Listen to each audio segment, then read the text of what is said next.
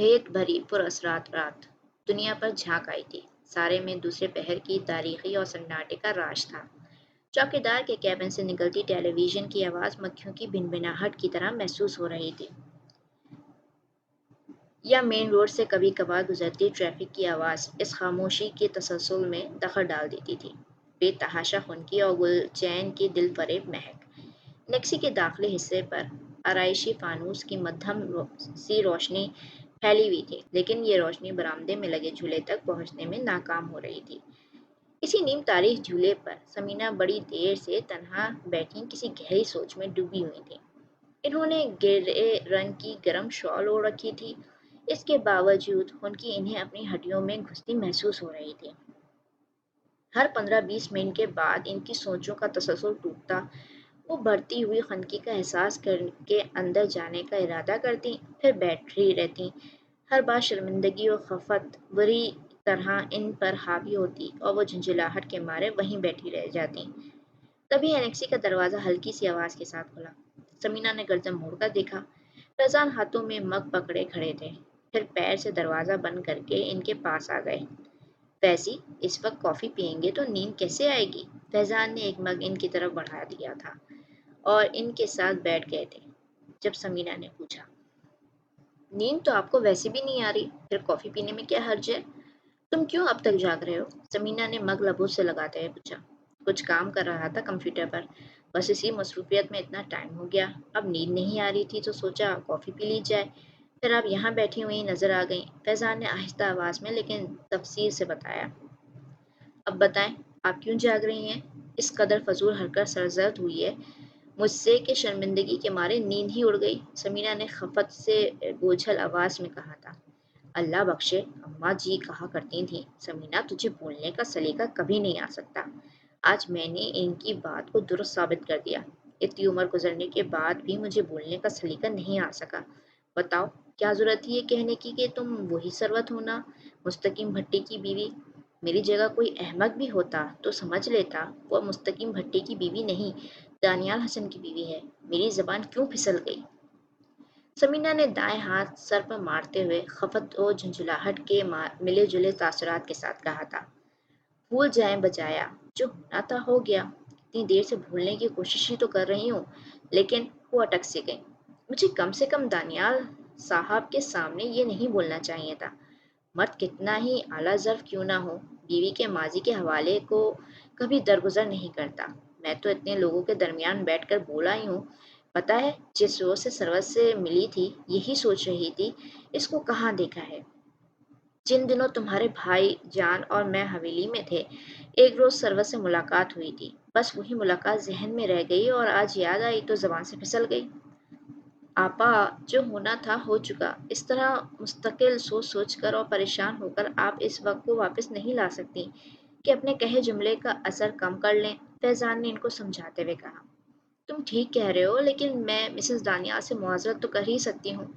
سمینا پرسوچ انداز میں سر ہلانے لگی۔ چند منٹ خاموشی ان دونوں کے درمیان حائل رہی، پھر فیضان نے ہی اس خاموشی کو توڑا تھا۔ میں آپ سے شہروز کے بارے میں بات کرنا چاہ رہا تھا۔ سمینا چونک کر ان کی طرف دیکھنے لگی۔ شہروز اسپیشلائزیشن کے لیے جا رہا ہے، جانے سے پہلے وہ ماوا سے نکاح کرنا چاہ رہا ہے۔ فیضان نے مختصر لفظوں میں انہیں شہروز کا پیغام پہنچا دیا۔ یہ تو بڑی اچھی بات ہے، لیکن فیاض بھائی نے مجھ سے ذکر نہیں کیا، جبکہ مجھے تو شہروز کے جانے کی بھی کوئی خبر نہیں، سمینا نے پریشانی سے باہر آتے ہوئے کہا تھا۔ بس اچانک اس کے جانے کا پلان بنا ہے۔ جہاں تک نکاح والی بات ہے، شہروز پہلے آپ کا اور ماوا کا ارادہ جاننا چاہ رہا تھا، پھر ہی بھائی جان سے بات کرے گا، اسی لیے اس نے مجھ سے کہا آپ سے اس بارے میں پوچھوں کہ آپ کو تو کوئی اعتراض نہیں۔ لو، اس میں اعتراض والی کیا بات ہے؟ جب منگنی کی ہے تو نکاح بھی تو کرنا ہی ہے، بلکہ سچ پوچھو تو مجھے بہت خوشی ہو رہی ہے، ورنہ منگنی کے بعد سے ان دونوں کی یہی رٹ تھی کہ شادی کے لیے تو ابھی سوچیے بھی مت۔ پھر میں شہروز سے کہہ دوں فیاض بھائی جان سے بات کرے؟ سمینا کچھ سوچتے ہوئے بولی، میں ذرا ماوا سے بھی اس کی رائے معلوم کر لوں، ایسا نہ ہو شہروز نے صرف اپنی طرف سے بات کی ہو۔ تمہیں پتہ نہیں ہے میری نازک مزاج بیٹی کا، معمولی سی بات بھی اس کی مرضی کے خلاف کی تو ساری زندگی ہی جتاتی رہے گی۔ سمینا نے کھنکتی ہوئی آواز میں بیٹی کا ذکر کیا تھا۔ سچ تو وہ واقعی یہی تھا کہ ماوا کی شادی کا خیال ہی ان کے لیے بے حد خوشگوار تھا۔ آپ پوچھ لیں ماوا سے، مجھے بھی ابھی کچھ روز مزید یہاں رکنا پڑے گا بزنس کے سلسلے میں، وہ بھی تب اگر دانیال صاحب نے آج والی بات کا ایشو نہ بنایا تو، دوسری صورت میں ہم اکٹھے ہی واپس چلیں گے۔ فیضان نے ہلکے پھلکے انداز میں مطلع کیا۔ سمینا چونک سی گئی۔ واقعی فیضی، یہ تو مجھے خیال بھی نہیں آیا تھا کہ اس بات کا اثر تمہارے کاروبار پر بھی پڑ سکتا ہے۔ اگر تقدیر میں کوئی ایسی بات لکھی ہے تو وہ پوری ہو کر رہے گی، اس لیے آپ پریشان نہ ہوں، فیضان نے زور دیتے ہوئے کہا۔ اس سے قبل کہ سمینا کچھ کہتی، دروازہ کھول کر ماوا باہر نکلی۔ وہ نیند سے اٹھ کر آئی تھی اور ان دونوں کو تلاش کرتے ہوئے پریشان لگ رہی تھی۔ آپ لوگ اتنی رات کو یہاں کیا کر رہے ہیں؟ اس نے نیند سے بوجھل آواز میں پوچھا۔ بس اندر آ ہی رہے تھے۔ اور ماوا، اتنی ٹھنڈ میں تم بغیر کوئی گرم کپڑے اوڑھے باہر آ گئی ہو، پاؤں میں سلیپرز بھی نہیں ہے، عقل کہاں ہے تمہاری؟ سمینا اسے ڈانٹتے ہوئے اندر چل دی۔ فیضان پیچھے دروازہ بند کرنے لگے۔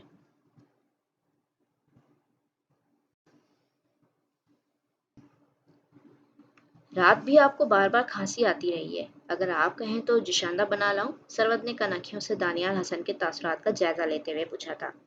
جب سے کمرے میں آئی تھیں دیکھ رہی تھیں انہوں نے مسلسل اٹھا پٹخ لگا رکھی تھی، جو چیز رکھتے زوردار آواز کے ساتھ الماری کا پٹ بند کیا اس انداز سے کہ ایک پل کو تو کمرے کی دیواریں بھی کانپ گئی ہوں گی۔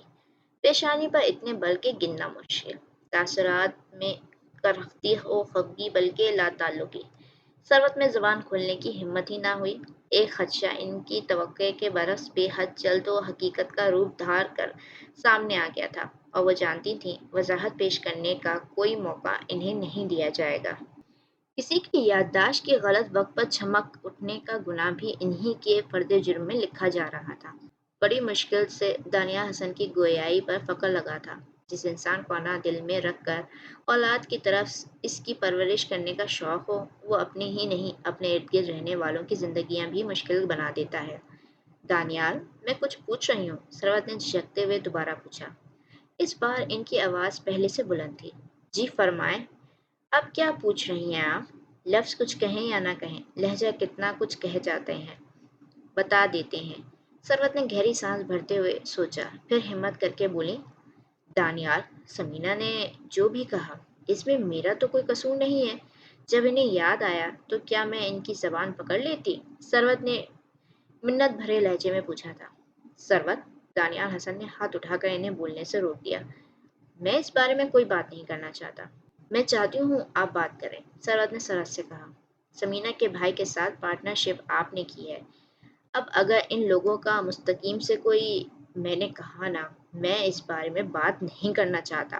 نہیں کا مطلب نہیں ہوتا ہے، یکدم دانیال حسن نے دھاڑتے ہوئے کہا۔ ثروت دم بخود کسی قدر سہم سی گئی۔ ان لوگوں کا تمہارے پہلے شوہر سے کیا تعلق تھا مجھے یہ بھی نہیں جاننا۔ میرا سر درد سے پھٹ رہا ہے، مجھ سے کوئی بات مت کرو۔ تمہیں اپنے ماضی سے جڑے رہنے کا شوق ہے، خصوصاً جس ماضی میں تمہارے سابقہ شوہر کا حوالہ بھی آتا ہے۔ مجھے کوئی اعتراض نہیں، تم شوق سے ان لوگوں سے رابطہ رکھ کر مستقیم کی خبر گیری کر سکتی ہو۔ بظاہر ٹھنڈے لہجے میں بولتے دانیال حسن جیسے غصے سے پاگل ہو رہے تھے۔ مجھے مستقیم کی خبر گیری کرنی ہوتی تو آپ سے شادی نہیں کرتی، ثروت نے یکدم غصے میں آتے ہوئے کہا۔ یہی تمہارا دوگلا پن ہے ثروت۔ اسی پر دروازہ ایک آواز کے ساتھ کھلا اور اپنی دھن میں دوڑتا ہوا ولی اندر داخل ہوا۔ ممی، ولید میرے جوکرز… ولی، تمہیں کسی نے تمیز نہیں سکھائی؟ دانیال حسن نے غضبناک ہو کر کہا۔ ولی بری طرح سہم کر وہیں رک گیا اور ناسمجھی سے ماں باپ کا چہرہ دیکھنے لگا۔ دفعہ ہو جاؤ یہاں سے، اور جب تک تمیز نہ سیکھ لو اس کمرے میں آنے کی ضرورت نہیں ہے۔ دانیال حسن بری طرح دھاڑے تھے۔ ولی خوفزدہ ہو کر الٹے قدموں پلٹ گیا۔ ثروت کی برداشت ختم ہو چکی تھی۔ انہوں نے ولی کو واپس جاتے دیکھا۔ بدگمانی کی جس آگ میں آپ جل رہے ہیں دانیال، برائے مہربانی اس کی تپش کو میرے بچوں تک منتقل نہ کریں، ثروت نے سخت منتفر لہجے میں کہا اور کمرے سے باہر نکل گئی۔ دانیال حسن نے ہاتھ میں پکڑا قلم میز پر پٹک دیا تھا۔ کلاس روم میں لیکچر کے دوران کا سناٹا پھیلا ہوا تھا۔ صرف ٹیچر عائشہ کی آواز تھی جو وضاحت سے سنائی دیتی تھی۔ قد آدم کھڑکیوں سے چمکدار دھوپ کے بڑے بڑے ٹکڑے اندر تک بچھ رہے تھے۔ کبھی کبھی کسی کونے میں سرگوشی کی بنبناہٹ زور پکڑتی، جسے ٹیچر کی ایک تنبیہ نظر یا ڈائس پر پین کی ہلکی سی ٹک ٹک مانند کر دیتی۔ نمرہ نے کرسی پر پہلو بدلتے ہوئے چپکے سے ساری کلاس پر نظر ڈالی، پھر نیچی نظروں سے تنوی اور عبیر کو دیکھا، جو بالکل اس کے ساتھ والی کرسی پر بیٹھی ہوئی تھی اور سنجیدگی سے لیکچر سن رہی تھی۔ ماما اسے ایک خیال آیا۔ اس نے اپنی نوٹ بک پر لکھا، یہ ناراضگی کب تک چلے گی، اور اسے عبیر کی طرف کھسکا دیا۔ عبیر نے پہلے چونک کر اسے اور پھر نوٹ بک کو دیکھا۔ نمرہ چہرے پر زمانے بھر کی سنجیدگی اور پڑھائی سے عشق کی حد تک لگاؤ کے تاثرات چہرے پر سجائے لیکچر سن رہی تھی۔ عبیر نے کونی مار کر تنوی کو متوجہ کیا اور آنکھوں سے نوٹ بک کی طرف اشارہ کیا۔ چند سیکنڈ بعد نوٹ بک پر پھر نمرہ کے سامنے آن رکی۔ لکھا تھا، جب تک فلم سٹار انجمن دوبارہ سے سینما کی اسکرین کو چار چاند نہیں لگا دیتی۔ نمرہ نے پل بھر کے لیے سوچا، پھر لکھا، انجمن کا ہماری ناراضگی سے کیا تعلق؟ جواب آیا، وہی جو تمہارا انجمن سے ہے۔ میرا انجمن سے کوئی تعلق نہیں ہے۔ چل جھوٹی، سلطان راہی کس کے خوابوں کا شہزادہ تھا؟ شاید تم دونوں میں سے کسی کے خوابوں کا ہو۔ بڑی بدتمیز ہو، آج تک مجھے تو بتایا ہی نہیں۔ ہم پر ایسا گھٹیا الزام نہ لگاؤ نمرہ، ہم تو تمہارے حوالے سے ان کی بڑی عزت کرتے ہیں اور بھائی صاحب سلطان راہی کہہ کر پکارتے ہیں۔ دفعہ دور، وہ بیچارہ تو شاید میری پیدائش سے بھی پہلے انتقال کر چکا تھا۔ نمرہ نے خاصا برا منایا تھا۔ ہاں، اب بن جاؤ ننھی منی۔ میں ننھی منی اب تم جیسی عمر رسیدہ لڑکیوں کی کلاس فیلو بن گئی ہوں تو یہ میری ذہانت کا کمال ہے۔ تمہاری شکل اور صحت انجمن سے ملتی ہے، جبکہ عقل بیوبرال سے۔ عبیر، میں تمہیں قتل کر دوں گی۔ اور عزائم پھولن دیوی سے۔ وہ سیٹ تھی تو عبیر سوا سیٹ، اور اس وقت تو تنوی بھی ان کے ساتھ تھی۔ بیچاری نمرہ نے جلدی ہی ہار مان لی۔ صلح کرنی ہے کہ نہیں؟ ایک برگر، دو سموسے، ایک کوک اور دو ڈنگ ڈونگ کھلاتی ہو تو میں راضی ہوں۔ شکل اور صحت میری انجمن سے ملتی ہے اور خوراک تمہاری۔ نمرہ نے بے ساختہ کونی اس کے بازو میں ماری اور دانت پیس کر بولی۔ تنوی عبیر کی دوسری طرف تھی، اس صورتحال پر ہنس دی۔ عبیر نے بامشکل اپنی چیخ روکی اور بازو سہلاتے ہوئے بری طرح نمرہ کو گھورا۔ جواباً نمرہ نے ہنسی دبا کر کانوں کو ہاتھ لگایا، پھر تینوں کے لبوں پر مسکراہٹ بکھر گئی۔ یوں اس بے سبب ناراضگی کا اختتام ہوا جو عروج کی وجہ سے ان کے درمیان آ گئی تھی۔ دانیال حسن توقیر صاحب کے آفس میں موجود تھے۔ چند منٹ قبل چپڑاسی چائے رکھ کر گیا تھا اور اب دانیال حسن اپنی بند آنکھوں کو انگلیوں کو یہ پوروں سے سہلا رہے تھے۔ میں نے بہت سوچنے کے بعد ہی فیصلہ کیا ہے توقیر، اس ذہنی حالت کے ساتھ میں کچھ نہیں کر پاؤں گا، اس لیے میں نے پارٹنرشپ سے وڈرا ہونے کا فیصلہ کیا ہے۔ مجھے میرا سرمایہ واپس چاہیے، دانیال حسن نے کہا تھا۔ تمہارے بجائے یہ باتیں کوئی 20-21 سال کا لڑکا کر رہا ہوتا تو میں اس کے جذبات یہ سمجھ میں آتی۔ تمہارے جیسا میچور آدمی ایسا احمقانہ اور جذباتی فیصلہ کر رہا ہے، اس کی تک ہی سمجھ میں نہیں آ رہی، توقیر صاحب نے جھنجھلاتے ہوئے کہا۔ میں کسی ایسے شخص کے ساتھ کوئی رابطہ نہیں رکھنا چاہتا جس کا تعلق ثروت کے ماضی سے ہو، دانیال حسن نے سابقہ انداز میں کہا۔ دانیال، توقیر صاحب جیسے اکتا ہی گئے۔ تمہیں پتہ ہے تم نے اپنی زندگی خود مشکل بنا رکھی ہے، اور صرف اپنی ہی نہیں، تم نے بھابھی کی زندگی بھی مشکل بنا رکھی ہے۔ لوگ تو اپنا ماضی بھول جاتے ہیں، تم بھابھی کا ماضی سر پر سوار کر کے خود کو اور انہیں اذیت دے رہے ہو۔ توقیر صاحب ان کے قریبی دوستوں میں سے تھے اور انہیں درپیش مسائل سے بھی آگاہ تھے۔ یار توقیر، میرا دماغ پہلے سے ہی بہت خراب ہے، مہربانی فرما کر مجھے لیکچر مت دو، دانیال حسن نے یکدم درستی سے کہا تھا۔ لیکچر نہیں دے رہا، تمہارے فائدے کی بات کر رہا ہوں۔ میرا فائدہ صرف اسی میں ہے کہ میرا سرمایہ مجھے واپس کر دیا جائے۔ دانیال حسن کی ذہنی حالت ایسی ہو رہی تھی کہ وہ ہر طرح کا نفع نقصان بھول چکے تھے۔ توقیر صاحب کو بھی غصہ آ گیا۔ تم حد سے زیادہ خود غرض انسان ہو دانیال، صرف اپنی پڑی ہوئی ہے۔ تمہارے اس فیصلے کا اثر کسی دوسرے پر کیا پڑے گا، تمہیں اس کی رتی بھر بھی پرواہ نہیں۔ बौखलाहट में वो बुरी तरह बरस पड़े थे। तुमने एक बार भी सोचा है, तुम अपना सरमाया निकाल लोगे तो मेरा क्या होगा? मैं जो अपनी पाई पाई इस कारोबार पर लगा बैठा हूँ, एक और पार्टनर कहाँ से ढूंढूंगा? तुम्हारे लिए ये कहना बहुत आसान है कि मेरा सरमाया वापस कर दो, मैं तो ये भी नहीं कह सकता। दानियाल हसन ने चौंक कर तौकीर साहब को देखा। वाकई इन्होंने इस पहलू पर तो गौर ही नहीं किया था। ठीक है, फिर फैजान मेहदी को बीच में से निकाल दो। मुझे सिर्फ इसके साथ काम करने पर एतराज़ है। जब वो कहीं निकल जाएगा तो मेरी परेशानी खुद ब खुद ख़त्म हो जाएगी। चंद मिनट के गौर व खौस के बाद दानियाल हसन ने तजवीज़ दी थी, जिस पर तौकीर साहब और झुंझला गए। दानियाल, कम से कम एक बैंकर के मुंह से ऐसी बेअक्ली की बातें अच्छी नहीं लगती। क्या तुम्हें सारी टर्म्स और कंडीशंस नहीं पता? फैजान का सरमाया भले ही हम दोनों के सरमाए से कम हो, मगर तजर्बा इसी का होगा। इसे ही निकाल दिया तो हम दोनों का सरमाया भी बर्बाद हो जाएगा। समझने की कोशिश करो दानियाल, फिलहाल फैजान को हमारी नहीं, हमें उसकी ज़रूरत है। वो बेचारा तो इस काम में हाथ ही नहीं डाल रहा था, मैंने ही इसे मजबूर किया। अब मैं ही इसे अलग होने का कहता हूँ तो ये मेरी क्या इज्जत रह जाएगी इसकी नज़र में? तौकीर साहब की अपनी ही परेशानी थी। दानियाल हंसा खामोशी से, मगर नापसंदीदगी के तासुरात चेहरे पर सजाए चाय के मग से उठती भाप को देखते रहे। तौकीर साहब बगौर इनके तासुरात का जायजा लेते रहे, फिर बोले, देखो दानियाल, मैं समझ सकता हूँ तुम्हारे मसाइल क्या हैं, लेकिन मेरे पास कुछ पॉइंट्स हैं। तुम एक बार इन पर गौर कर लो, मुझे यकीन है तुम्हारे एतराज़ात ख़त्म हो जाएंगे। पहली बात तो ये कि फैज़ान बहुत बेहतरीन और मेहनती इंसान है। तुम देख लेना, वो हमारे कारोबार को दिनों में कहीं से कहीं पहुंचा देगा। दूसरी बात ये कि सरवत भाभी के माजी से समीना आपा के माजी की कड़ी जुड़ती है।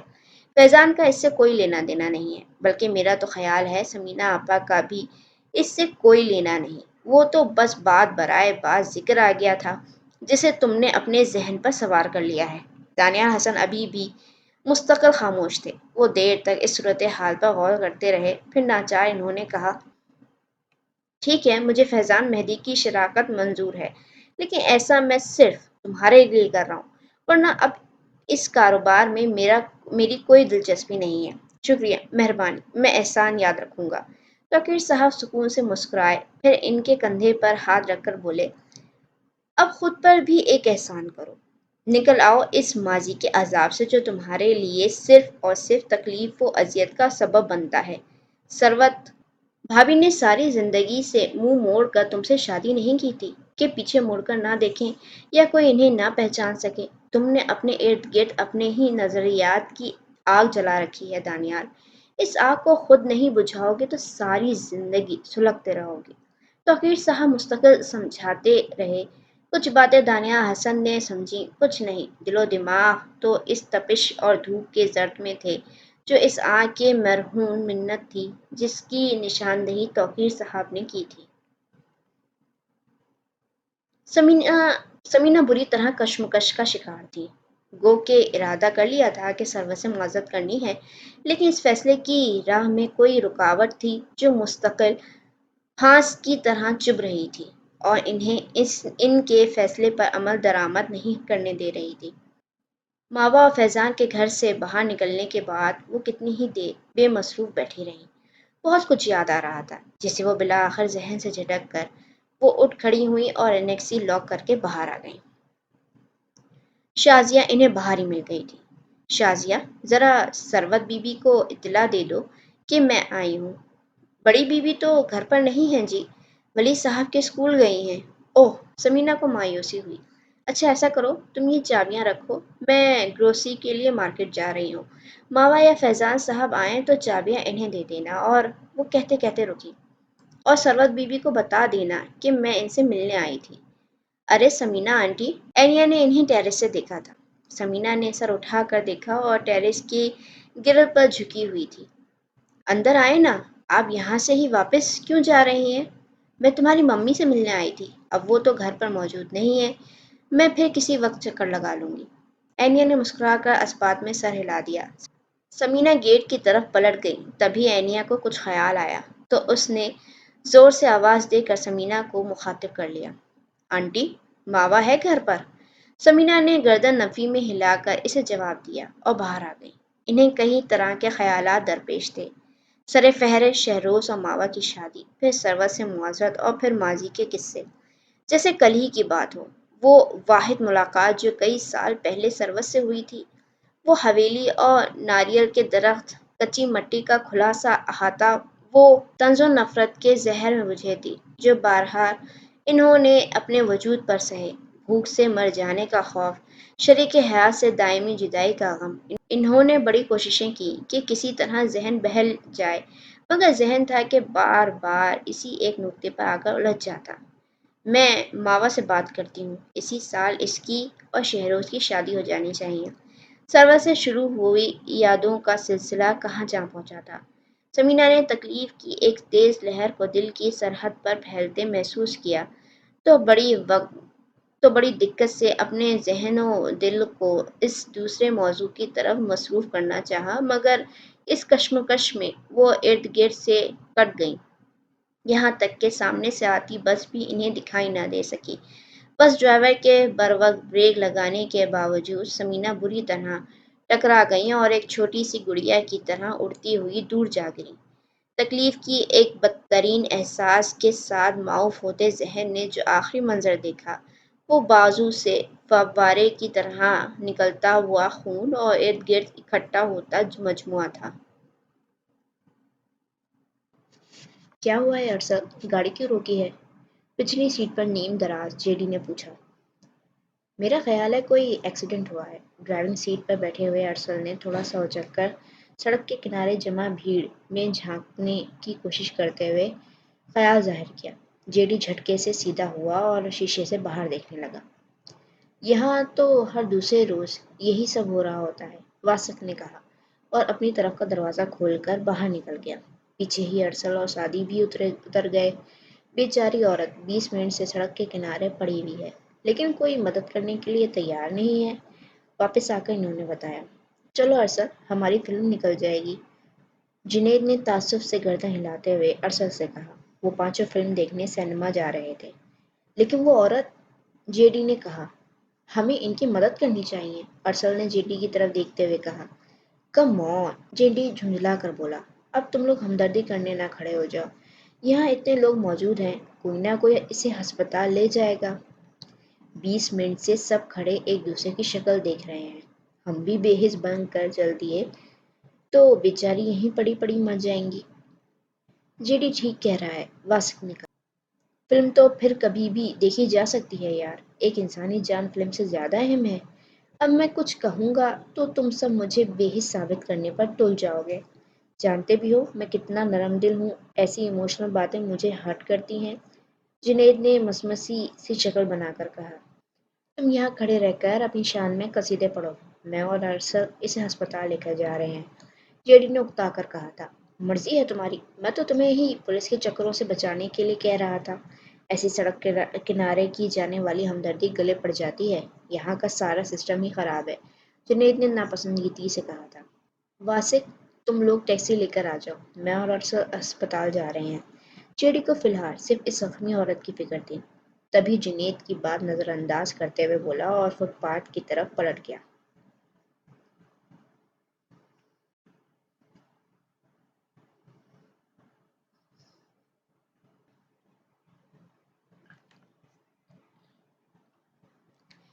جے ڈی اور ارسل ان خاتون کو ایک پرائیویٹ ہسپتال لے آئے تھے۔ یہاں ڈاکٹر مشتبہ انصار جے ڈی کے جاننے والے آدمی تھے، نہ بھی ہوتے تو ان کو کسی دقت کا سامنا کرنا نہ پڑتا، کیونکہ جیب نوٹوں سے بھری ہو تو ہر کام آسان ہو جاتا ہے۔ ڈاکٹر مشتبہ کی وجہ سے کسی قانونی کارروائی میں پڑے بغیر علاج شروع کر دیا گیا تھا۔ میں علاج شروع کر رہا ہوں، لیکن بہتر ہوتا اگر ان کے گھر والے یہاں موجود ہوتے، ڈاکٹر مشتبہ نے جے ڈی سے کہا تھا۔ اب گھر والوں کو کہاں سے تلاش کریں، ارسل نے خود کلامی کے سے انداز میں کہا۔ پھر یک بارگی سے یاد آ گیا، سڑک پر سے میں نے ان آنٹی کا پرس بھی اٹھایا تھا، ممکن ہے اس میں سے کوئی سراغ مل جائے، گاڑی میں پڑا ہے، میں لے کر آتا ہوں۔ ارسل جھٹ پٹ آفس سے باہر نکل گیا۔ جے ڈی وہیں بیٹھا صورتحال پر غور کر رہا تھا۔ پریشانی بڑی فطری سی بات تھی۔ چند منٹ بعد ارسل واپس آیا تو اس کے ہاتھ میں ایک خوبصورت سا پرس تھا اور وہ کسی قدر مایوس لگ رہا تھا۔ یہ تو بالکل خالی ہے، ممکن ہے یہ ان خاتون کا نہ ہو، جے ڈی نے خیال ظاہر کیا۔ سڑک پر ان کے قریب پڑا ہوا تھا، میرا خیال ہے جو لوگ ان کے گرد گھیرا ڈالے کھڑے تھے انہی میں سے کسی نے روپے اور قیمتی چیزیں نکال لی ہوں گی اور خالی پرس وہیں پھینک دیا، ورنہ سیل فون تو آج کل ہر ایک کے پاس ہی ہوتا ہے۔ دوسرا یہ خاتون بھی اپنے حلیے سے ایسی نہیں لگ رہی کہ خالی پرس لے کر گھوم رہی ہوں۔ جیڈی نے پرس لے کر یوں ہی اسے ٹٹولا، پھر بولا، اس حصے میں چیک کیا؟ وہ پرس کے اندرونی جیب کی بات کر رہا تھا۔ ارسل کا جواب سنے بغیر وہ دیکھنے لگا۔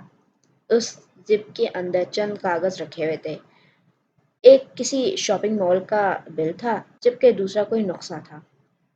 مسز سمینا رجب، جیڈی نے بآواز بلند پڑھا، میرا خیال ہے اس پر اس پرسکرپشن کے ذریعے سراغ لگایا جا سکتا ہے، اس نے پرسوچ انداز میں کہا۔ اوہو، جیمز بانڈ کے جانشین؟ ارسل نے ہنسی اڑائی۔ جیمز بانڈ کا جانشین تو بننا ہی پڑے گا، ورنہ بڑی مشکل ہو جائے گی، پولیس آ گئی تو نزلہ ہم پر گرے گا۔ ہاں بات تو ٹھیک ہے، ارسل نے فوراً کہا۔ جیڈی، میرے ابو کا فون آیا تھا، انہیں کوئی کام ہے مجھ سے، اگر تم یہاں مینج کر لو تو میں گھر کا چکر لگا آؤں۔ کیا بات کر رہے ہو، میں اکیلا کیا کروں گا؟ اگر کوئی مسئلہ ہوا تو؟ جیڈی سٹپٹا کر بولا۔ کچھ نہیں ہوتا یار، تم ایسے ہی گھبرا رہے ہو، میں تھوڑی دیر میں واپس آ جاؤں گا۔ ارسل تسلی دے کر چلا گیا۔ کچھ دیر بعد ڈاکٹر مجتبی آ گئے۔ جھوٹی تسلی نہیں دوں گا، خاتون کی حالت بہت سیریس ہے، انہوں نے آتے ہی کہا۔ بظاہر صرف بازو فریکچر ہوا ہے اور تھوڑا سکن ڈیمیج ہوئی ہے، لیکن اندرونی چوٹیں کس حد تک ہیں اس کا اندازہ مریض کے ہوش میں آنے کے بعد ہی لگایا جا سکتا ہے۔ میرا اندازہ ہے ان کے سر پر چوٹ لگی ہے، اگلے 24 گھنٹے بہت اہم ہے، اگر ہوش آ جاتا ہے تو ٹھیک، ورنہ تم سمجھ رہے ہو نا۔ جی جی، وہ بیچارہ فطرتاً معصوم اور حساس تھا، کسی کی خراب حالت کے خیال سے ہی بھوکلا رہا تھا۔ کسی نہ کسی طرح تم ان کے گھر والوں کا پتہ لگا لو، کیونکہ کسی بھی غیر متوقع صورتحال میں ان کے مریض کے پاس موجودگی بہتر ہوگی۔ جیڈی سر ہلا کر اٹھ کھڑا ہوا۔ ماوا باجی، انیکسی کی چابیاں لے لیں۔ ماوا تھکے تھکے انداز میں انیکسی کی طرف بڑھ رہی تھی۔ جب اس نے شازیہ کی آواز سنی، اس نے گردن موڑ کر دیکھا، شازیہ بھاگی چلی آ رہی تھی۔ یہ لے، اس نے چابیاں ماوا کے ہاتھ پر رکھ دیں۔ سمینا بی بی مارکیٹ جاتے ہوئے چابیاں دے گئی تھیں کہ آپ کو دے دوں، اس نے پھولی ہوئی سانس باہر کرتے ہوئے بتایا۔ مارکیٹ گئی ہیں ممی؟ ماوا نے دہراتے ہوئے اپنی رسٹ واچ پر ٹائم چیک کیا۔ شام کے 4:30 بج رہے تھے۔ اسے یاد آیا صبح ممی نے مارکیٹ جانے کا ذکر نہیں کیا تھا۔ اچھا ٹھیک ہے، اس نے شازیہ سے کہا اور شولڈر بیگ سے سیل فون نکال کر ممی کا نمبر ڈائل کرنے لگی۔ تبھی شازیہ نے اسے دوبارہ مخاطب کیا۔ انو باجی کہہ رہی ہیں آپ فریش ہو کر آ جائیں، وہ چائے پر آپ کا انتظار کر رہی ہیں۔ ممی کا نمبر نہیں مل رہا، سیل فون آف تھا۔ ماوا کو تشویش سی محسوس ہونے لگی۔ اس نے بے دہانی میں شازیہ کی بات سنی تھی، پھر اس نے سر جھٹکتے ہوئے کہا، اینیا سے کہو میں 15 منٹ میں آ رہی ہوں۔ شازیہ سنو، ممی کب سے مارکیٹ گئی ہوئی ہیں؟ اس نے مستقل سمینا کا نمبر ٹرائی کرتے ہوئے پوچھا۔ شاید 12:30 بجے کی گئی تھیں، انہوں نے کہا تھا چابیاں آپ کو یا فیضان صاحب کو دے دوں۔ واٹ، 12:30؟ ماوا کو بری طرح جھٹکا لگا۔ اتنی دیر ہو گئی ممی واپس نہیں آئی، ایسی بھی کون سی شاپنگ کرنا تھی؟ تشویش بھرے انداز میں سوچتی وہ لاک کھول کر اندر آ گئی۔ لائٹ آن کر کے اس نے شولڈر بیگ اور دوپٹہ صوفے پر اچھال دیا، کچن میں جا کر پانی پیا، پھر کچھ سوچ کر دوبارہ ممی کا سیل نمبر ڈائل کیا۔ نتیجہ پہلے جیسا ہی رہا۔ ہر گزرتے منٹ کے ساتھ ماوا کی فکر مندی بڑھ رہی تھی۔ اس کی چھٹی حس جیسے کوئی اشارہ دے رہی تھی۔ اسے عجیب عجیب سے خیال آنا شروع ہو گئے تھے۔ اپنا دھیان بٹانے کے غرض سے اس نے اپنے لیے چائے بنائی اور ساتھ میں بسکٹ کا پیکٹ لے کر لانچ میں آ گئی۔ اس نے ٹی وی بھی آن کر لیا تھا۔ 5:30 بجے تک وہ مستقل ممی کا انتظار کرتی رہی اور ان کا سیل نمبر ٹرائی کرتی رہی، لیکن جب ممی کا کچھ پتہ نہ چل چکا تو اس نے فیضان ماما کو فون کیا۔ آپ کہاں ہیں ماما، پلیز جلدی گھر آئیں۔ کیا بات ہے ماما، خیریت تو ہے؟ تم پریشان ہو؟ فیضان نے پوچھا۔ آپ گھر آئیں میں بتاتی ہوں۔ اس نے اتنا کہا کر فون بند کر دیا اور فکر مندی سے ٹہلنے لگی۔ تبھی اینیا آ گئی، پیچھے شازیہ بھی تھی۔ لو، میں وہاں انتظار میں سوکھ رہی ہوں اور یہاں تم چائے پی بھی چکی، بہت غلط بات ہے۔ سوری اینیا، میرے ذہن سے ہی نکل گیا کہ تم انتظار کر رہی ہو۔ کیا بات ہے ماوا، تم پریشان لگ رہی ہو؟ اینیا نے بغور سے دیکھتے ہوئے پوچھا۔ جواباً ماوا نے اسے سمینہ کی غیر موجودگی کے متعلق بتایا اور یہ بھی کہ ان کا فون مستقل بند پڑا ہے۔ اینیا بھی فکر مند ہو گئی۔ واقعی آنٹی کو گھر سے نکلے بہت دیر ہو چکی ہے، ممکن ہے کسی رشتہ دار کے یہاں چلی گئی ہوں۔ اس نے خیال ظاہر کیا۔ یہاں ہمارا کوئی رشتہ دار نہیں ہے، ماوا نے سرحد سے کہا۔ انفیکٹ پاکستان میں ہم تو توقیر انکل کی فیملی کے علاوہ کسی کو نہیں جانتے۔ پریشانی سے اس کے سر میں درد ہونے لگا تھا۔ اینیا کی فکر مندی بھی بڑھ گئی، لیکن ماوا کی پریشانی کم کرنے کے غرض سے بولی، اچھا تم پریشان مت ہو، آنٹی آ جائیں گی، بچی تو نہیں ہے؟ ماوا نے فوراً اس کی بات قطع کی۔ بچی نہیں ہے، لیکن انہیں راستوں کی پہچان نہیں، پھر پاکستان اتنے عرصے بعد آئی ہیں کہ اس سے آگے بولا ہی نہیں گیا۔ ہر گزرتے پل کے ساتھ اس کی پریشانی بڑھ رہی تھی، برے برے خیالات ایک ایک کر کے ذہن و دل میں جگہ بنا رہے تھے۔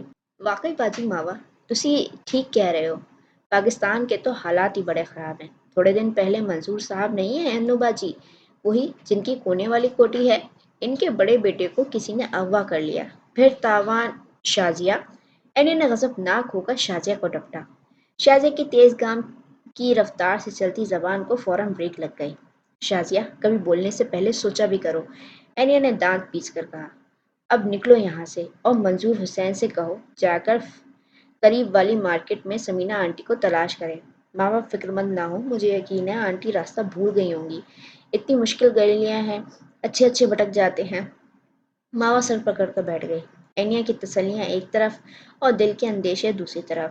اس کا بس نہ چلتا تھا ممی کو کہیں سے ڈھونڈ لائے۔ اپنے دل سے ہر اندیشے کو جھٹکتے ہوئے اس نے ممی کی خیریت کے لیے دعائیں مانگنا شروع کر دی تھی۔ تنوی، تم نے عروج کے بارے میں کیا سوچا ہے؟ موقع ملتے ہی نمرہ نے جھجکتے ہوئے تنوی سے پوچھا۔ وہ دونوں کینٹین کے کارنر والے ٹیبل پر بیٹھی تھیں، جبکہ عبیر ابھی بھی کوک لینے گئی تھی۔ تنوی نے چونک کر اسے دیکھا۔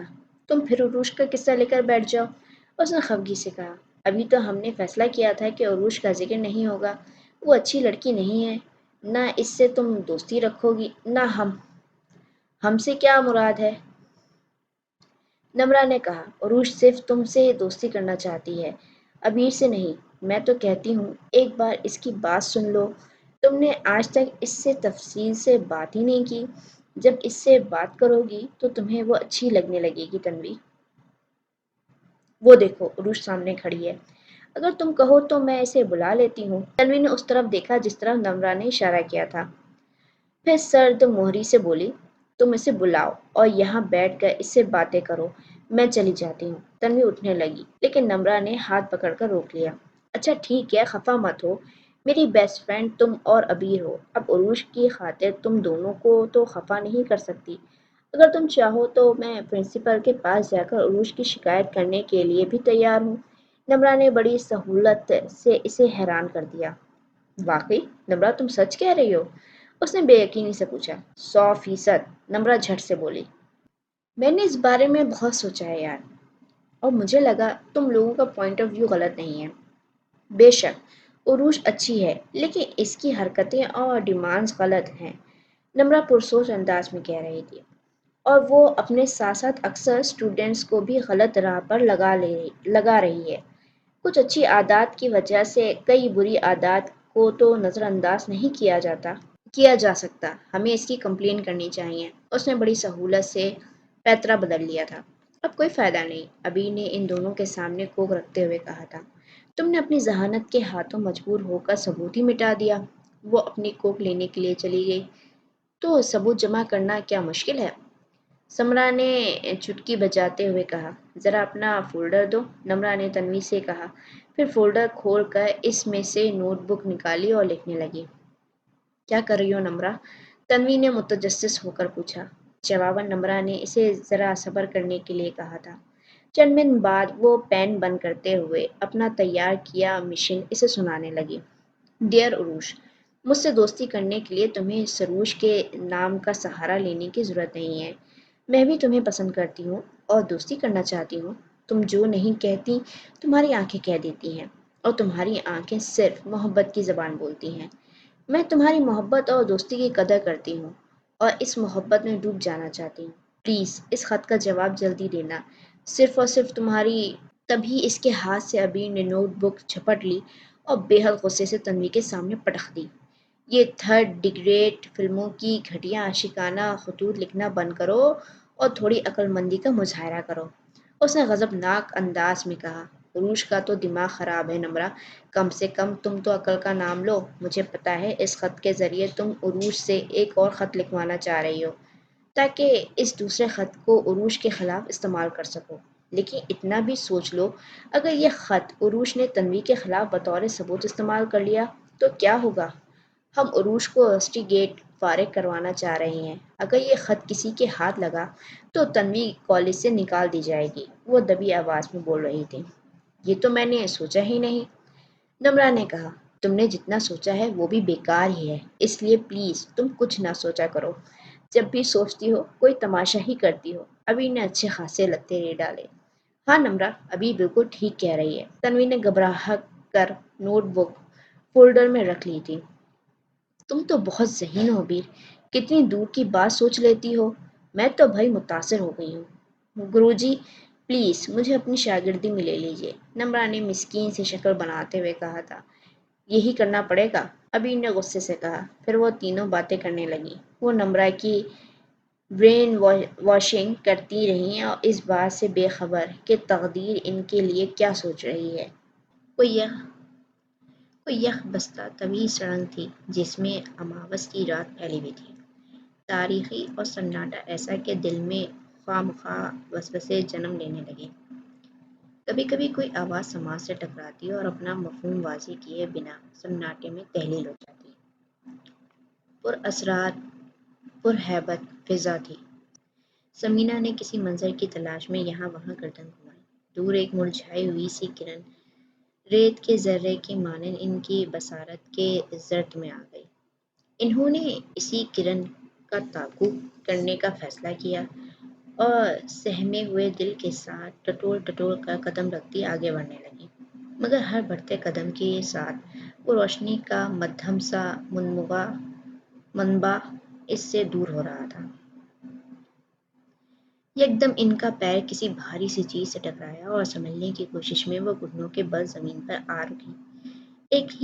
ایک بھی لمحہ ضائع کیے بنا انہوں نے چھو کر اس بھاری چیز کو پہچاننا چاہا۔ تب انہیں احساس ہوا وہ بھاری سی چیز دراصل ایک بے حس و بے حرکت انسانی وجود تھا۔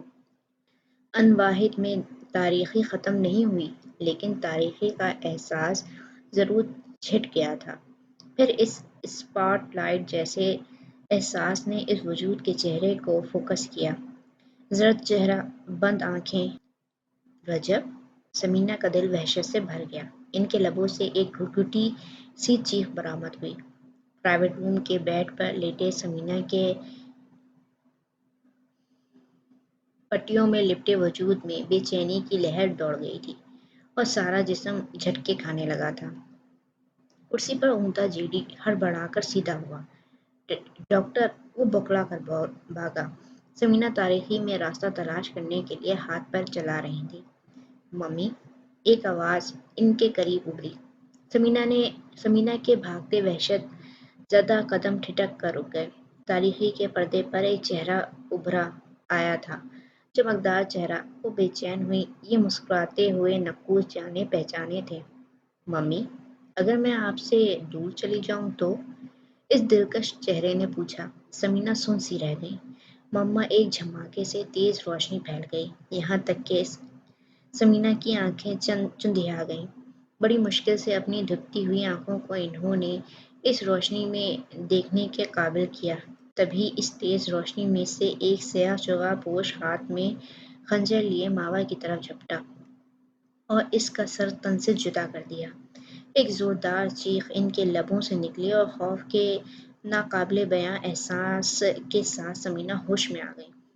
ان کے گرد تیز تیز آوازیں تھیں، ڈاکٹر نرس کو ہدایت دے رہا تھا۔ جیڈی اس روز سے ہسپتال میں باندھا بیٹھا تھا، وہ نسخہ جس پر سے اس نئے خاتون کا نام پڑھا، بے دہانی میں وہ گنوا بیٹھا تھا۔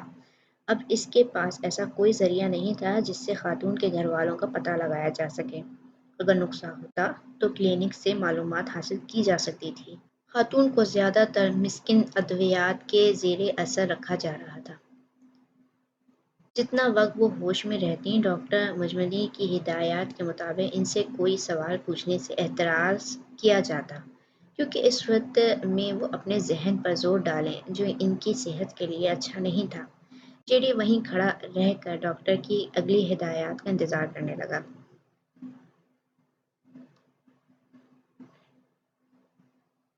تو اگلے دن محمد کی بیوی زہرا کے انتقال کی خبر جنگل کی آگ بن کر پھیل گئی۔ یہ کیسے ممکن تھا؟ باجی زبیدہ تک اطلاع نہ پہنچتی؟ ایسی بری خبر سن کر ان کا کلیجہ کسی نے مٹھی میں دبوچ لیا۔ ابھی ایک روز پہلے تو بھاور سے ملاقات ہوئی تھی، اس وقت تو وہ بڑی چنگی دکھائی دیتی تھی، پھر یکا یک ایسا کیا ہوا کہ اس کے بھائی کی زندگی اتنے بڑے المیے سے دوچار ہو گئی؟ صدمے و غم سے بدحال باجی زبیدہ روتی ہوئی اپنے میکے پہنچی تاکہ غم زدہ بھائی کو دلاسا دے سکے۔ صحن کے بیچوں بیچ چارپائی بچھا کر میت رکھی گئی تھی۔ ارد گرد گاؤں کی اور رشتہ دار خواتین بیٹھی بین ڈال رہی تھیں۔ اس نے دیکھا جنت چارپائی کے قریب دو زانو بیٹھی ٹکر ٹکر ماں کا چہرہ دیکھ رہی تھی۔ اس کا چہرہ مرجھایا ہوا تھا اور بڑی بڑی آنکھوں میں اہگائی اور غم بھرپورے لے رہا تھا۔ باجی زبیدہ کے دل پر آری سی چل گئی۔ اس کا دل چاہا دوڑ کر جائے اور بھتیجی کو باہوں میں سمیٹ لے، لیکن اس سے قبل کہ وہ اپنی سوچ کو عملی جامہ پہنچاتی، رشتہ دار خواتین آ کر اس سے گلے ملتے ہوئے پرسہ دینے لگی۔ باجی زبیدہ کا بس نہ چلتا تھا جلد از جلد بھاوچ کا چہرہ دیکھ لے، لیکن ہر کوئی اس سے غم کا اظہار کرنے کے لیے بے چین تھے۔ اسی دوران اس نے دین محمد کو دیکھا۔ وہ مردانے سے نکل کر صحن کی طرف آ رہا تھا۔ باجی زبیدہ پر نظر پڑتے ہی وہ ٹھٹک کر رک گیا۔ اس کی نم غم زدہ آنکھوں سے یخلق شرارے نکلنے لگے تھے۔ اس نے پل بھر کے لیے کچھ سوچا، پھر تیز تیز قدم اٹھاتا باجی زبیدہ کے سامنے آ رکا۔ بھائی کو دیکھ کر باجی زبیدہ خود پر قابو نہیں رکھ سکی اور بازو پھیلا کر روتے ہوئے اس کی طرف بڑھی، لیکن دین محمد نے سختی سے اس کے ہاتھ جھٹک دیا۔ تو دہلیز پار کر آئی، اسی کو بہت سمجھ۔ اب نوٹنکی کرنے کی ضرورت نہیں ہے۔ میں اپنی بیوی کو مارنے والے کی شکل نہیں دیکھنا چاہتا، نہ ہی اپنی بیوی کی شکل اسے دیکھنے دوں گا۔ میت والے گھر میں یخلق خاموشی چھا گئی۔ اس قدر نفرت بھرے انداز پر باجی زبیدہ نے آنسو بھی ٹھٹک سے گئے۔ دین محمد، تو پاگل تو نہیں ہو گیا؟ صحن میں پھیلے سناٹے کو دین محمد کی ماں کی آواز نے توڑ ڈالا۔ آن کی آن سرگوشیاں اور قیاس آریاں سارے میں گردش کرنے لگیں۔ کسی نے کہا، دین محمد کا دماغ صدمے نے الٹ دیا ہے۔ کچھ نہیں ہوا میرے دماغ کو، دین محمد ٹھٹک کر بولا۔ باجی زبیدہ نے زہرا کا قتل کیا ہے۔ دین محمد، ہوش کر۔ باجی زبیدہ نے پتہ نہیں کیسے زبان کھولی۔ ہوش کروں میں؟ کس لیے؟ پہلے فاروق نے میری جنت کو قتل کرنے کی کوشش کی، اب تو نے میری بیوی کو قتل کروا دیا۔ میں پوچھتا ہوں باجی زبیدہ، تم میری خوشیوں کی دشمن کیوں بنی ہوئی ہو؟ مجھے غلط فہمی نہیں ہوئی، مجھے جنت نے سب کچھ بتا دیا ہے۔ کیا بتایا ہے جنت؟ باجی زبیدہ بے یقینی سے بولی۔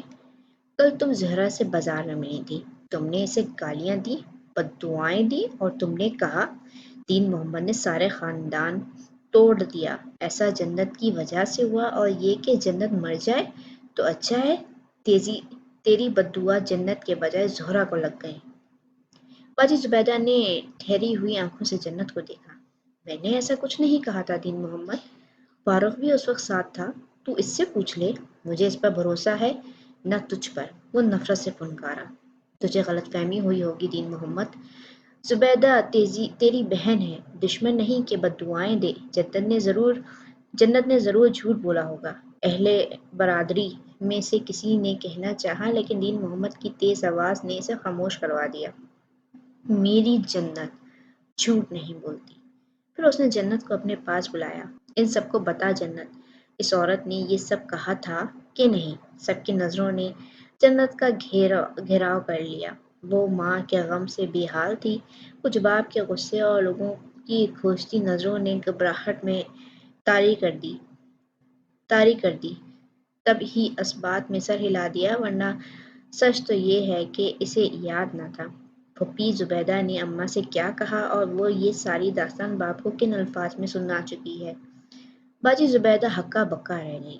یہ چھٹانگ بھر کی لڑکی کس قدر صفائی سے جھوٹ بول گئی تھی۔ دین محمد جنت بچی ہے، کیا خبر اس نے کیا سوچ کر تجھ سے یہ سب کہہ دیا۔ میرا بھروسہ کر، میں نے ایسی کوئی بات نہیں کی، یہ جھوٹ بول رہی ہے۔ باجی نے تحمل سے سمجھانا چاہا مگر بے سود۔ دین محمد کو بیوی کی ناگہانی موت اور بیٹی کی محبت نے پاگل کر دیا تھا۔ جنت کبھی جھوٹ نہیں بولتی، سنا تو نے؟ اس نے دھاڑ کر کہا۔ پھر اس نے ایک بار پھر باجی زبیدہ کو گھر سے نکال دیا اور زہرا کا چہرہ بھی دیکھنے نہیں دیا۔ باجی زبیدہ روتی ہوئی اور دل گرفتہ اس گھر سے نکلی تھی۔ گاؤں کے ہر فرد نے اس قصے کا اپنی سمجھ کے مطابق تجزیہ کیا، لیکن 8 سالہ جنت نے اپنی ماں کی وفات والے روز جو سبق سیکھا وہ یہ تھا کہ جنت کبھی جھوٹ نہیں بولتی، وہ ہمیشہ جو کہتی ہے وہی سچ ہوتا ہے۔ دھند آلودہ شام دھیرے دھیرے دھرتی پر اترنے لگی تھی۔ عجب سا سکوت تھا جس کی مہین چادر آسمان سے زمین تک تنی ہوئی معلوم ہوتی تھی۔ کوریڈور کے ستون، پیڑ پودے، پام کے درخت، ہر چیز خاموش خاموش سی لگتی تھی، حتیٰ کہ ہسپتال کی وہ لابی بھی جو عین ان کے کمرے کی کھڑکی کے سامنے سے گزر رہی تھی۔ تبھی دروازہ آہستگی سے چرچرایا۔ سمینا نے احتیاط سے گردن موڑ کر دروازے کی طرف دیکھا۔ ان کی گردن پر کالر لگا ہوا تھا جس سے گردن ہلانے میں دقت ہو رہی تھی۔ میں نے آپ کی فیملی کو اطلاع بھجوا دی ہے، وہ لوگ تھوڑی دیر میں پہنچ جائیں گے۔ یہ وہی تھا جس کے بارے میں نرس انہیں بتا چکی تھی کہ وہی انہیں ہسپتال لایا تھا اور کسی فیملی ممبر کی طرح دن رات ان کی تیمارداری کر رہا تھا۔ سمینا قصدائے مسکرائیں۔ شکریہ بیٹا، نرس نے مجھے بتایا، آپ نے میرا بہت خیال کیا۔ شکریہ؟ یہ کہہ کر مجھے شرمندہ نہ کریں آنٹی، میری جگہ کوئی بھی ہوتا تو وہ یہی کرتا۔ وہ کرسی گھسیٹ کر بیڈ کے قریب بیٹھ گیا۔ نہیں خیر، ہر کوئی کسی کی مدد نہیں کرتا، صرف وہ لوگ دوسروں کی مدد کرتے ہیں جن کے دل بہت اچھے ہوتے ہیں۔ آپ کا دل بہت اچھا ہے بیٹے، اور ورنہ آج کے دور میں کون ہے جو بنا مطلب کسی کے لیے اتنا تردد کرے۔ وہ آہستہ آہستہ بول رہی تھی اور بے حد شکر گزار تھی۔ جزاک اللہ، میں ہمیشہ یاد رکھوں گی، ایک اچھے بچے نے اس وقت میری مدد کی جب میں بالکل اکیلی تھی۔ بہت خوش قسمت ہیں آپ کے والدین، جنہیں خدا نے اتنی صالح اولاد دی۔ تبھی جے ڈی کا ملازم کھانا لے کر آ گیا۔ اس نے دل میں شکر ادا کیا کہ اپنی اتنی تعریفیں سن کر بڑی گھبراہٹ محسوس ہونے لگی تھی۔ چھوڑیں ان باتوں کو، ہم کھانا کھاتے ہیں۔ لنچ ٹائم تو نہیں ہے لیکن خیر کمال، میں نے تمہیں سوپ لانے کے لیے کہا تھا۔ وہ اپنی جگہ سے اٹھ کر خود ہی جائزہ لینے لگا۔ سمینا اس دوران اس کا جائزہ لیتی رہی۔ چیڑی کے لیے ان کے دل میں سچ مچ بہت اچھے خیالات پیدا ہو رہے تھے۔ وہ شائستہ اتوار تھا، بہترین تربیت میں پلا بڑھا تھا، اس کا اندازہ لگانا قطعی مشکل نہ تھا۔ سمینا کی مدد کر کے ان کی طرف سے شکر گزاری کی سندار تو اسے حاصل ہو چکی تھی، لیکن ایسا نہ ہوتا تب بھی جے ڈی کو پسند کرنے کی کچھ کم وجوہات نہ تھیں۔ اچھی شکل، اچھا لباس، بات کرنے کا بہترین انداز اور سب سے اہم اور نمایاں خصوصیات اس کے چہرے کی معصومیت تھی، بالکل بچوں جیسا بھولا پن جو اسے بہت سارے لوگوں میں نمایاں کرتا تھا۔ ہو سکتا ہے صنف کوئی میں یہ خصوصیات اچھی نہ لگتی ہوں، مگر سمینا کو اس کے چہرے کی معصومیت نے اپیل کیا تھا۔ انہیں فیضان یاد آیا، شہروز یاد آیا تھا۔ جے ڈی نے ان کے سامنے ٹیبل سیٹ کی، پھر چونکہ سمینا کا دائیں بازو پلاسٹر کی زرد میں تھا اس لیے انہیں اپنے ہاتھ سے سوپ پلاتے ہوئے ادھر ادھر کی چھوٹی چھوٹی باتیں کرنے لگا۔ سمینا اسے اپنی فیملی کے بارے میں بتا رہی تھی۔ پھر انہوں نے کہا، میں ہی بولتی رہوں گی، آپ بھی تو اپنے بارے میں کچھ بتاؤ بیٹا۔ میں؟ جے ڈی نے پل بھر کے لیے سوچا۔ اپنے بارے میں کیا بتاؤں آنٹی، ایسی کوئی بات ہے ہی نہیں۔ وہ جھینک کر ہنسا۔ پھر بھی سمینا نے اصرار کیا، کچھ تو بتاؤ، کیا کرتے ہو، کہاں رہتے ہو، کتنے بہن بھائی ہو، والد صاحب کیا کرتے ہیں، وغیرہ۔ سمینا کو بولنے کا شوق تو بہت تھا، تبھی مستقل بولنے سے گردن میں اٹھتے ہلکے ہلکے درد کو نظر انداز کرتے ہوئے پوچھنے لگیں۔ پھر جے ڈی کے بارے میں جاننا بھی چاہ رہی تھیں۔ ظاہر ہے وہ ان کا محسن جو تھا، تبھی سوال پہ سوال کرتی چلی گئیں۔ کوئی نہ کوئی تعارف تو ہر کسی کا ہوتا ہے، انہوں نے کہا۔ تعارف؟ جے ڈی نے پل بھر کو سوچا۔ آنٹی، کوئی بہت قابل فخر تعارف تو نہیں ہے میرا، عام سا انسان ہوں، لیکن آپ پوچھ رہی ہیں تو بتا دیتا ہوں، اس نے جھجکتے ہوئے کہا۔ میں انجینئرنگ کا اسٹوڈنٹ ہوں، فائنل ایئر چل رہا ہے، تعلیم کے سلسلے میں لاہور آیا ہوا ہوں۔ ویسے ہمارا آبائی گاؤں ساہیوال سے تھوڑا آگے ہے، زمیندار گھرانے سے تعلق ہے میرا۔ دلاور حسین بھٹی کا نام شاید آپ نے کبھی سنا ہو، وہ میرے دادا جان تھے اور پنجاب کے چند نامور زمینداروں میں شمار ہوتے تھے۔ ساہیوال سے اوکاڑ کے نواح کا اکثر زرعی علاقہ ہمارا ملکیت ہے، لیکن زمینداری کے علاوہ وہ کچھ سائیڈ بزنس بھی ہیں جو میرے بابا جان، چچا جان اور تایا جان کے ساتھ مل کر سنبھال رہے ہیں۔ ہم 4 بھائی ہیں، بہن کوئی نہیں ہے، میرا نمبر دوسرا ہے، وہ سرسری انداز میں بتاتا جا رہا تھا، اور چونکہ وہ نظریں جھکا کر بات کر رہا تھا اور اس کا سارا دھیان بھی سمینا کو سوپ پلانے کی طرف تھا، اس لیے وہ ان کے چہرے پر پہلے حیرانی اور کسی بے قدر بے یقینی کے تاثرات بھاپ ہی نہیں سکا۔ سمینا کو تو وہم و گمان میں بھی نہیں تھا کہ یہ اول جلوال، حلیے والا اور عاجز مزاج لڑکا کسی رئیس خاندان کا چشم و چراغ ہو سکتا ہے۔ دادا کا نام کیا بتایا؟ انہوں نے اس کو بات کاٹتے ہوئے پوچھا۔ جی، دلاور حسین بٹی۔ جے ڈی ان کے لہجے کی تیزی پر حیران ہوا۔ کیا یہ وہی دلاور حسین بٹی ہیں جنہیں سن 65 کی جنگ میں بہادری سے لڑنے پر فوجی اعزاز سے نوازا گیا تھا؟ جی ہاں، میرے دادا جان کو فوجی اعزاز تو ملا تھا۔ جے ڈی کو خوشگوار سی حیرت ہوئی۔ لیکن کیا آپ میرے دادا جان کو جانتی ہیں؟ اس نے استفہامیہ انداز میں ان کی طرف دیکھتے ہوئے پوچھا تھا۔ سمینا اس سوال پر گڑبڑا گئی۔ میں نے اپنے فادر سے ان کا بہت ذکر سن رکھا ہے۔ سمینا نے فوراً بات سنبھالی۔ وہ ان کی بہادری کی بہت تعریف کرتے تھے۔ تمہاری فیملی میں اور کوئی آرمی میں ہے؟ انہوں نے کمال خوبصورتی سے بات ٹال دی تھی۔ جی نہیں، اور کوئی نہیں ہے۔ میرے بڑے بھائی کو شوق تھا کہ وہ آرمی جوائن کرے، مگر دادی جان کو یہ فیلڈ پسند نہیں ہے۔ انہوں نے اجازت نہیں دی تو بھائی نے خیال ہی دل سے نکال دیا۔ وہ سرسری انداز میں مگر تفصیل سے بتانے لگا۔ تبھی نیم وار دروازے کو دھکیل کر فیضان نے اندر جھانکا۔ سمینا کا چہرہ نظر آتے ہی انہوں نے سکون کی سانس بھرتے ہوئے دروازہ پورا کھول دیا۔ ان کے عقب میں ماوا تھی۔ ممی، وہ لپک کر آئی اور ان سے لپٹ کر رونے لگی۔ سمینا نے دوسرے بازو سے اسے خوب لپٹا کر پیار کیا۔ پریشان وہ بھی تھی، مگر ماوا کی طرف حواس باختہ نہیں ہوئی تھی۔ فیضان جے ڈی کی طرف متوجہ تھے۔ آپ؟ انہوں نے مصافحہ کے لیے ہاتھ بڑھاتے ہوئے کہا۔ میں جے ڈی، میرا مطلب ہے میں جلال الدین ہوں، میں نے ہی آپ کو فون کیا تھا۔ جے ڈی نے فیضان سے ہاتھ ملاتے ہوئے اپنا تعارف کروایا تھا۔ سو نائس آف یو جلال صاحب، آپ نے بڑی مدد کی۔ ساری صورتحال معلوم ہونے کے بعد فیضان نے تشکر آمیز انداز میں کہا تھا۔ جے ڈی سادگی سے مسکرا دیا۔ شرمندہ نہ کریں، انسانیت کے ناطے اتنا تو میرا فرض بنتا تھا۔ بہرحال میں آپ کو ڈاکٹر سے ملوا دیتا ہوں، اور کچھ ہسپتال کی فارمیلٹیز پوری کرنا ہوتی ہیں وہ بھی کر لیتے ہیں۔ فیضان کے اسبات میں سر ہلانے پر اس نے سمینا کی طرف دیکھا۔ ماوا ابھی بھی ان سے لپٹی ہوئی تھی، لیکن اس کا چہرہ صاف دکھائی دے رہا تھا۔ جے ڈی کے ذہن پر پہچان کی برق چمکی۔ اس کی نظریں تیزی سے ماوا کے پیر کی طرف گئی تھیں، ساتھ ہی اسے ماوا کا جارحانہ انداز یاد آ گیا۔ پشیا گزار کہیں وہ پھر سے جھگڑا شروع نہ کر دے، یہی مناسب تھا کہ جلد از جلد یہاں سے کھسک لیا جائے۔ Okay aunty, take care of your self, میں چلتا ہوں، اس نے سمینا سے کہا۔ تب سمینا نے ماوا سے توجہ ہٹا کر اس کی طرف دیکھا، یوں دیکھا جیسے اسے بھول ہی گئی ہوں، پھر مسکرائی۔